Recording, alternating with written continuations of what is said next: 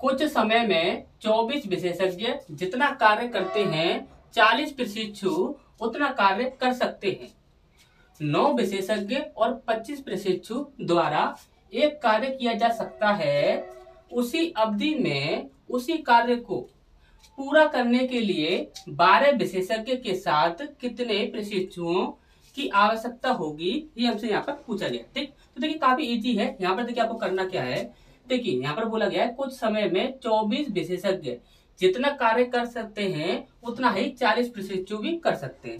यानी कि हम यहाँ पर बोले कि 24 विशेषज्ञ को हम यहाँ पर बी बोल देते हैं, 24 विशेषज्ञ और यहाँ पर 40 प्रशिक्षु, 40 प्रशिक्षु को हम यहाँ पर पी बोल देते हैं। ठीक, तो देखिए 24 विशेषज्ञ जितने हैं उतने ही क्या है 40 प्रशिक्षु उतना ही कार्य कर सकते हैं। यानी कि हम यहाँ पर बोले हैं, तो देखिए इसका रेशियो बना लीजिए 8 तिये 24 और 8 पंजे 40, यानी कि विशेषज्ञ अपॉन प्रशिक्षु बराबर इनका रेशियो कितना आ जाएगा 5/3। विशेषज्ञ का रेशियो कितना है 5 है और प्रशिक्षु का कितना है 3 है। ठीक, अब यहाँ पर बोला गया था कि 9 विशेषज्ञ और 25 प्रशिक्षु एक कार्य को कर सकते हैं। ठीक, तो उसी अवधि में और उसी कार्य को 12 विशेषज्ञ और कितने प्रशिक्षु चाहिए, ये हमसे यहाँ पर पूछा गया है। ठीक, अब यहाँ पर देखिए रेशियो हमने निकाल लिया है, यानी कि 9 गुणा बी का कितना है 5 है प्लस 25 गुणा 3 इज इक्वल टू 12 गुणा 5 प्लस पी गुणा 3 कर देंगे। ठीक, अब यहाँ पर देखिए 5 नाम 45 प्लस 25 तिया 75 इज इक्वल टू 12 पंजे 60 प्लस 3p। ठीक, अब यहाँ पर देखिए ये हो जाएगा आपका 70 और 40 और ये हो जाएगा टोटल 120। कितना हो जाएगा 120 बराबर 60 प्लस 3p।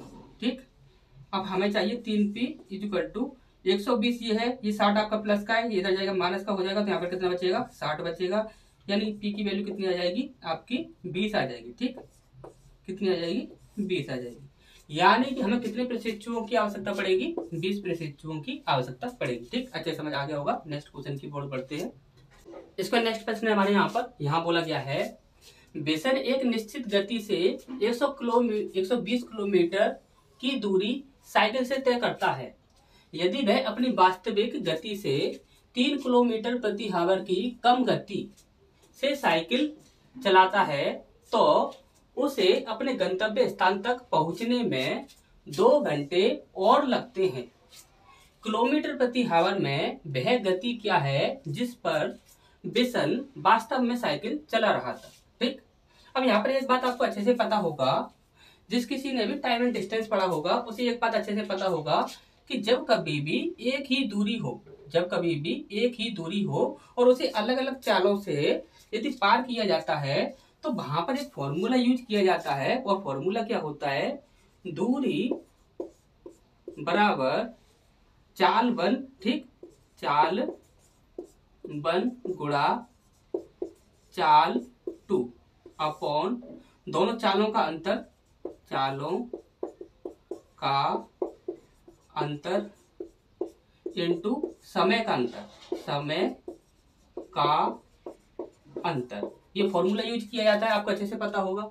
अब यहाँ पर देखिए टोटल दूरी कितनी है 120 क्या है टोटल दूरी है। ठीक, यहीं पर रख देते हैं। यहाँ पर देखिए टोटल दूरी कितनी है 120। ठीक, चाल 1 और चाल 2 क्या होगी, तो देखिए 3 किलोमीटर प्रति आवर की कम गति से चला रहा है, यानी कि एक चाल हम मान लेते हैं कि एक चाल जो है वह क्या है x है और दूसरी चाल जो होगी वह x-3 हो जाएगी। ठीक, अच्छे समझ आ गया होगा। एक चाल हमने मान ली x है तो दूसरी चाल हमें मानना होगा x-3 होगी। अब दोनों ही चालों का अंतर कितना है, तो यहाँ पर 3 किलोमीटर प्रति आवर। ठीक, यही तो आपका अंतर दिया गया है, तो 3 किलोमीटर प्रति आवर। अब यहाँ पर समय का अंतर क्या दिया गया है, यहाँ पर बोला गया है गंतव्य स्थान तक पहुंचने में 2 घंटे और लगते हैं, यानी कि 2 घंटे का यहाँ पर अंतर बोला गया है। ठीक, अंतर कितना हो जाएगा, 2 घंटे का अंतर। ठीक, अब ऐसे हमें यहाँ पर सॉल्व करना है। अब यहाँ पर देखिए 2 से काट दीजिए, कितनी बार, 60 बार, 6 3 18, यानी कि x into x minus 3 equal to 60, इतना हो जाएगा। ठीक, सॉरी यहाँ पर 3 से इंटू और करना है, तो यहाँ पर हो जाएगा 180।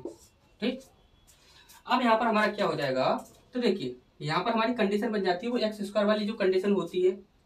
यहाँ पर चाहे तो हम डायरेक्ट आंसर रख सकते हैं, यहाँ पर हमें पता है कि ऑप्शंस में से हम यदि लेंगे तो यहाँ पर देखिए 180 हमें बनाना होगा, तो यहाँ पर एक तो आपका 12 गुणा और एक 15 हो जाएगा। ठीक, 12 गुणा 15 यदि हम करते हैं, 12 पंजे 60, ठीक, 12 कम 12, ठीक, तो यहाँ पर 180 हमारा बन जाएगा 12 गुणा 15 से। ठीक, लेकिन यहाँ पर यदि आपको अच्छे पूरी तरह से सॉल्व करना नहीं आता है तो हमें पूरी तरह से सॉल्व करना बता देते हैं। जैसे कि यहाँ पर क्या हो जाएगा, ये आपका एक्स स्क्वायर हो जाएगा और यहाँ पर हो जाएगा माइनस 3x हो जाएगा, और यहाँ पर ये 180 जो है हम इधर ले आएंगे तो ये 180 क्या होगा, ये माइनस का हो जाएगा, और यहाँ पर हम क्या रख देंगे, 0 रख देंगे। ठीक, अब ये वाली जो कंडीशन है आपको अच्छे से पता है कि 8th क्लास की किताब में आपसे पढ़ाई जाती है। ठीक, तो यहाँ पर देखिए ये कंडीशन हमें सॉल्व करनी है। गुणा करें तो हमारा 180 बनना चाहिए, और यहाँ पर संख्याओं को माइनस करें तो हमारा 3x बनना चाहिए। ठीक, अब यहाँ पर देखिए जैसे कि हम यहाँ पर बोले हैं कि देखिए 12 पंजे 60 होता है, यानी कि 0, हासिल लगी 6, और 12 कम 12 और 6 18। ठीक, 180 बन रहा है, यानी कि 12 गुणा 15 यदि हम करते हैं तो हमारा 180 बन जाता है।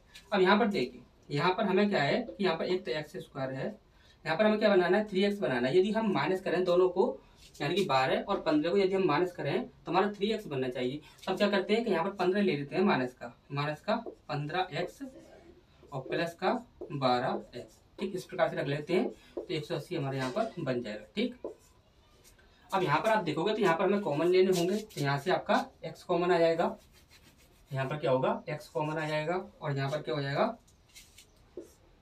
x माइनस 15, ये हो जाएगा आपका। ठीक, अब इसका यहाँ से हम कॉमन लें तो यहाँ से हमने 12 कॉमन लेना होगा, तो यहाँ पर हो जाएगा आपका x और यहाँ पर माइनस 15। ठीक, इतना हो जाएगा क्योंकि हमें माइनस का 180 बनाना था। ठीक, अब यहाँ पर आप देखोगे तो देखिए एक हमारा क्या बन रहा है, x माइनस 15 बराबर 0, और एक हमारा बन रहा है x प्लस 12 बराबर 0। ये कंडीशन बन रही है। और हमें आंसर क्या देना होगा, तो आपको अच्छे से पता होगा कि जो प्लस वाला जो होता है वह हमें आंसर देना होता है।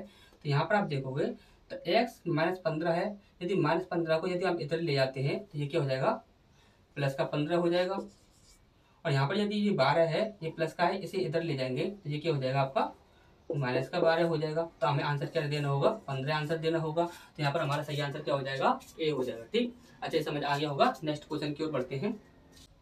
इसका नेक्स्ट प्रश्न हमारे यहाँ पर बोला गया है, 5 छात्रों के एक समूह ने एक परीक्षा दी। एक अन्य छात्र परीक्षा के बाद समूह में शामिल हो जाता है। उसके अंकों को शामिल करने के बाद समूह का औसत अंक 2 बढ़ जाता है। समूह का जो औसत अंक है वो कितना बढ़ रहा है, 2 बढ़ जाता है। इस छात्र को उसके शामिल हुए बिना औसत अंक से इतने अधिक अंक मिले। ठीक, कितने अधिक अंक मिले ये हमसे यहाँ पर पूछा गया। अब ये बात आप ध्यान समझिएगा, पहले कितने लोग थे, 1 2 3 4 5 लोग थे। औसत कितना था ये हमें नहीं पता। ठीक, अब क्या हुआ, एक व्यक्ति जो है वह और शामिल हो गया। अब यहाँ पर कितने हो गए, ये टोटल 6 लोग हो गए।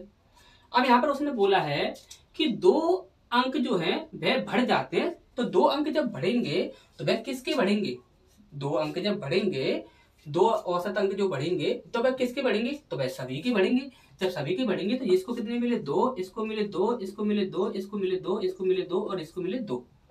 अब टोटल कितने बढ़े, जो भी बढ़े हैं वो किसके अंक हैं, वो है लड़के के अंक हैं। ठीक, लड़के के जो अंक हैं वही तो बढ़ेंगे। अब यहाँ पर देखिए ध्यान समझिएगा, अब 6 लोगों को 2 2 2 2 मिल गया, तो लड़के के अंक जो थे वो बढ़े, तो वह कितने बढ़े, 2 4 6 8 10 12, यानी कि समूह में जो अंक बढ़ गए वो कितने बढ़ गए, 12 बढ़ गए, और लड़के के वही अंक थे। ठीक, तो यही हमसे पूछा गया था। यहाँ पर सी ऑप्शन जो है वह हमारे यहाँ पर सही हो जाएगा। ठीक, तो नेक्स्ट क्वेश्चन की ओर बढ़ते हैं। इसका नेक्स्ट प्रश्न हमारे यहाँ पर बोला गया है, एक घन के किनारों की लंबाई का योग एक वर्ग के परिमाप के 8वें हिस्से के बराबर है। यदि घन के आयतन का संख्यात्मक मान वर्ग के क्षेत्रफल के संख्यात्मक मान के बराबर है तो घन की एक भुजा की लंबाई क्या होगी, ये हमसे यहाँ पर पूछा गया। ठीक, अब यहाँ पर आप ध्यान समझिएगा। एक है आपका घन, ठीक, एक क्या है आपका घन है, और इस घन के बारे में आप सभी को अच्छे से पता ही होगा कि इसमें क्या होता है। इसमें आपके देखिए 1 2 3 4, 1 2 3 4, 4 और 4 8, 9 10 11 और 12, टोटल आपके 12 किनारे होते हैं, 12 किनारे, और टोटल आपके 6 फलक होते हैं। कैसे होते हैं, तो आगे 1 पीछे 2 3 4 5 और 6, टोटल आपके 6 फलक होते हैं। ठीक, 12 किनारे होते हैं, 6 फलक होते हैं। ठीक, उसने हमसे क्या बोला है, और देखिए आपको अच्छे से पता होगा कि इसकी प्रत्येक फलक और प्रत्येक किनारे की जो लंबाई जो होती है, लंबाई की यदि हम बात करें, जिसके हम यहाँ से यहाँ की बात करें तो वो आपसे समान होती है सबकी। ठीक, तो यहाँ पर हम बोल सकते हैं, यहाँ पर जैसे कि हम बोले कि इसमें हम बोल देंगे 12a, और 12a जो है वह किसके बराबर है, वह किसके बराबर है, तो उसने बोला है एक क्या है आपका वर्ग के परिमाप। ये जो आपका वर्ग है इसमें भी आप बोलोगे कि इसकी प्रत्येक भुजा की लंबाई क्या होती है, बराबर होती है। यदि प्रत्येक भुजा की लंबाई बराबर होती है तो देखिए इसमें हमने स्मॉल a माना है, इसमें हम मान लेते कैपिटल A मान लेते। ठीक, तो यहाँ पर क्या होगा, यहाँ पर होगा आपका a जो कि आपका बड़ा वाला हो जाएगा। ठीक, तो यहाँ पर बोला गया था इसके परिमाप जो होगा उसके 8वें हिस्से के बराबर है। किसके बराबर है, 8वें हिस्से के बराबर है। यानी परिमाप जो होगा वो कितना होगा आपका 4a होता है, और इसका 8वां हिस्सा यदि हम करते हैं तो वो क्या हो जाएगा 8, 8वां हिस्सा हो गया 4 दूनी 8, इस प्रकार से हम रख सकते हैं, यानी कि a/2 इस प्रकार से हम रख सकते हैं। ठीक, और यानी कि हम यहाँ पर क्या कर सकते हैं कि यहाँ पर ये जो आपकी कंडीशन बन रही है वो कितनी बन रही है, a/2 इस प्रकार से बन रही है। तो हम यहाँ पर बोल सकते हैं a की वैल्यू कितनी हो जाएगी, 12 दूनी 24, 24a। ठीक, a की वैल्यू कितनी हो जाएगी, वो हो जाएगी आपकी 24a, क्योंकि हमसे यहाँ पर क्या पूछा गया था, घन की एक भुजा की लंबाई पूछी गई। ठीक, अब यहाँ पर आप ध्यान से समझिएगा, घन जो होता है इसका जो आयतन होता है वो कितना होता है आपका a³ होता है, और यहाँ पर a हमने स्मॉल माना है तो यहाँ पर a³। और उसने बोला है, देखिए यहाँ पर क्या बोला गया था, यदि घन के आयतन का संख्यात्मक मान, यानी कि ठीक आयतन का संख्यात्मक मान वर्ग के क्षेत्रफल के संख्यात्मक मान, वर्ग का क्षेत्रफल क्या होता है, तो वर्ग का क्षेत्रफल होता है आपका a²। ठीक, वर्ग के क्षेत्रफल के संख्यात्मक मान के बराबर है, ये दोनों क्या है, बराबर हैं, तो घन की एक भुजा की लंबाई क्या होगी, ये हमसे यहाँ पर पूछा गया। ठीक, अब यहाँ पर देखिए हमें यहाँ पर क्या निकालना था, घन की एक भुजा की लंबाई। ठीक, और घन क्या है, यहाँ पर स्मॉल a माना है हमने, यहाँ पर हम बोलेंगे a³ बराबर, और ये जो आपका कैपिटल A है, ये जो आपका कैपिटल A है इसकी जगह पर हम रख सकते हैं 24a, क्या रख सकते हैं 24a। ठीक, इसका क्या हो जाएगा, स्क्वायर हो जाएगा। ठीक, अब यहाँ पर आप देखोगे a³ बराबर होगा 24 का कितना होता है 576। ठीक, 24 का स्क्वायर कितना होता है 576, और a का स्क्वायर a² हो जाएगा। ठीक, और यहाँ पर देखिए दो पावर से यहाँ पर 2 पावर कैंसिल हो जाएगी, यहाँ पर सिर्फ a बचेगा, यानी कि a इक्वल टू कितना हो जाएगा 576 यूनिट, कितना हो जाएगा 576 यूनिट। तो देखिए 576 यूनिट यहाँ पर हमारा दिया गया है, तो यही हमारा सही आंसर हो जाएगा। ठीक, अच्छे समझ आ गया होगा। नेक्स्ट क्वेश्चन की ओर पढ़ते हैं। इसका नेक्स्ट प्रश्न हमारे यहाँ बोला गया है, एक किराने की दुकान 2 अलग अलग विक्रेताओं से 600 बोतल पैक जूस खरीदती है। 20% लॉट विक्रेता फर्स्ट का है और 80% लॉट विक्रेता सेकंड का है। ठीक, इसके बाद बोला गया है हर बोतल की कीमत 25 रुपए है। हर जो बोतल है, हर एक जो बोतल है उसकी कीमत कितनी है 25 रुपए है। विक्रेता सेकंड के लॉट की जांच करने के बाद किराने वाले को पता चलता है कि 25% लॉट की एक्सपायरी केवल 1 दिन में है, यानी 25% जो बोतलें हैं उनकी जो एक्सपायरी डेट है वो 1 दिन बाद खत्म हो जाएगी, यानी 1 दिन बाद वो होंगी क्या होंगी, एक्सपायर हो जाएंगी। ठीक, अब उसके बाद बोला है उसने वह लॉट को वापस करने का फैसला करता है। तो विक्रेता सेकंड से उसे कितने पैसे उसे मिलेंगे वापस, वो हमसे यहाँ पर पूछा गया है। जैसे कि उसने फैसला किया था कि वह क्या करेगा कि उस लॉट को वापस कर देगा, लेकिन लॉट पूरी वापस नहीं करनी है, सिर्फ 25% जो एक्सपायर हो रही है वो 25% उसे वापस करनी है। तो उसे कितना पैसा वापस मिल जाएगा ये हमसे यहाँ पर पूछा गया है। ठीक, अब यहाँ पर ध्यान से समझिएगा। टोटल जो बोतलों की संख्या है वो कितनी है, 600। कितनी है, 600 बोतलें हैं। ठीक, 600 बोतल है टोटल। अब यहाँ पर उसने बोला एक है फर्स्ट और एक है सेकंड, दो थोक विक्रेता हैं। एक है आपका फर्स्ट, एक आपका फर्स्ट विक्रेता है, फर्स्ट विक्रेता, और एक आपका सेकंड विक्रेता है। ठीक, और फर्स्ट विक्रेता से देखिए यहाँ पर बोला गया है 20% लॉट जो है वह फर्स्ट विक्रेता की है।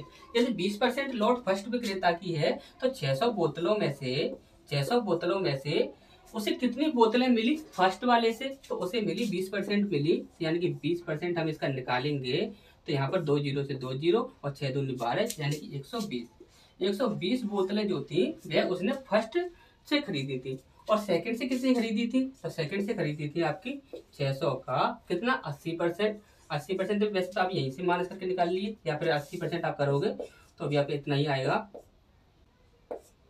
8 6 48 0, यानी कितनी है आपकी 480। फर्स्ट से उसने खरीदी थी 120 बोतल और सेकंड से उसने खरीदी थी 180 बोतल। ठीक, अब उसने बोला है कि सेकंड से, देखिए यहाँ पर बोला गया था, साफ साफ बोला गया था, विक्रेता सेकंड के लॉट की जांच करने के बाद किराने वाले को पता चलता है कि 25% लॉट की एक्सपायरी केवल एक दिन के बाद, यानी 25% जो बोतलें हैं इनमें से 480 बोतलों में से 25% जो बोतलें हैं वो एक दिन के बाद एक्सपायर हो जाएंगी, तो फिर तो वो किसी काम की नहीं है। तो उन्हें वो यदि वापस करता है तो कितने रुपए उसे मिल जाएंगे, यानी कि हम क्या करेंगे 480 का 25% निकालेंगे तो पता लग जाएगा कि कितनी बोतलें हैं जो कि वापस करनी है। तो 25 चौक 100, यानी 4 से भाग लाएंगे तो 4 एकम 4, 4 दूनी 8 0, यानी कि 120 बोतलें जो है वह हमें वापस करनी है। 4 एकम 4, 4 दूनी 8 0। ठीक, तो 120 बोतलें जो है इनमें से वो हमें वापस करनी है। अब उसने बोला है कि हर बोतल की कीमत कितनी है, 25 रुपए है।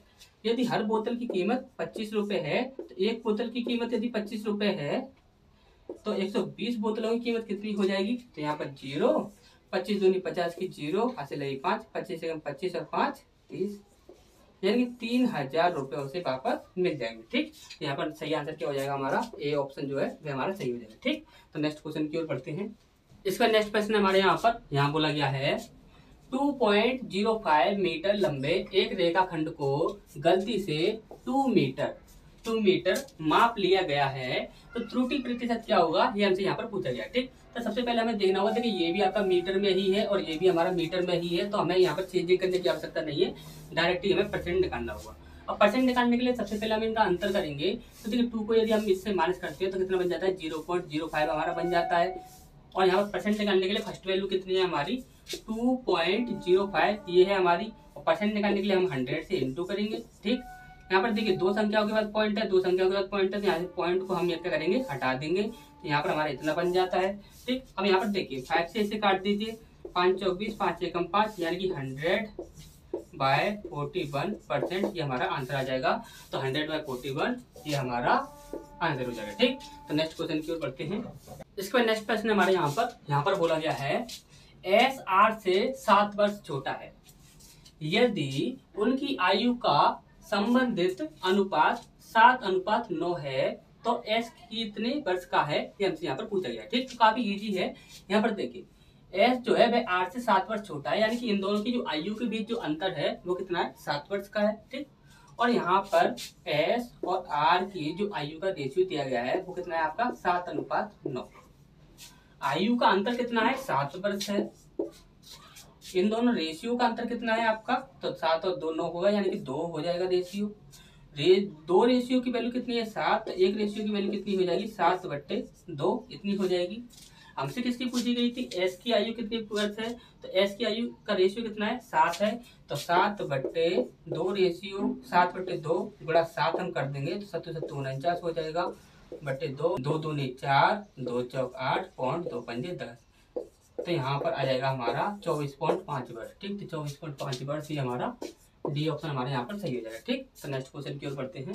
इसका नेक्स्ट प्रश्न हमारे यहाँ पर देखिए, यहाँ पर बोला गया है कि यहाँ पर ये आपकी एक बोर्ड मास की कैलकुलेशन है, इसे देखते हैं। तो देखिए यहाँ पर आप क्या करोगे, 9 × 54 हो जाएगा और 6 × 36 हो जाएगा। ठीक, और 36 को यदि आप इससे देखिए, ये 36 जो है वह आपका माइनस का रहेगा, क्योंकि यहाँ पर माइनस का चिन्ह लगा हुआ है। तो देखिए 36 को आप माइनस करोगे, 6 7 8 9, यहाँ पर 3 और 4 3, यहाँ पर कितना आ जाएगा 4, यानी कि यहाँ पर आ जाएगा आपका 43, और 43 जो होगा वह आपका प्लस का होगा। अब 43 आपका प्लस का है और बाहर जाएगा, ब्रैकेट के बाहर जाएगा, तो बाहर माइनस है, ये 43 क्या हो जाएगा, माइनस का हो जाएगा। यहाँ पर कितना है आपका 63 है, तो 3 से 3 यहाँ पर 0, यहाँ पर 2, यानी कि ये आपका प्लस का रहेगा, क्योंकि यहाँ पर प्लस की संख्या बड़ी है। और बाहर जाकर देखोगे तो यहाँ पर माइनस का चिन्ह लगा हुआ है, तो यहाँ पर ये क्या हो जाएगा, माइनस का हो जाएगा। और यहाँ पर प्लस का कितना है 35। ठीक, अब यहाँ पर देखिए 20, और यहाँ पर कितना हो जाएगा आपका 15, यहाँ पर बचेगा आपका 15 बचा, और 15 से हमें इसमें भाग लगाना है, तो हमारा कितना आ जाएगा 15 पंजे 75, यानी कि 5 हमारा यहाँ पर आंसर हो जाएगा। यहाँ पर बी ऑप्शन जो है हमारा यहाँ पर सही हो जाएगा। ठीक,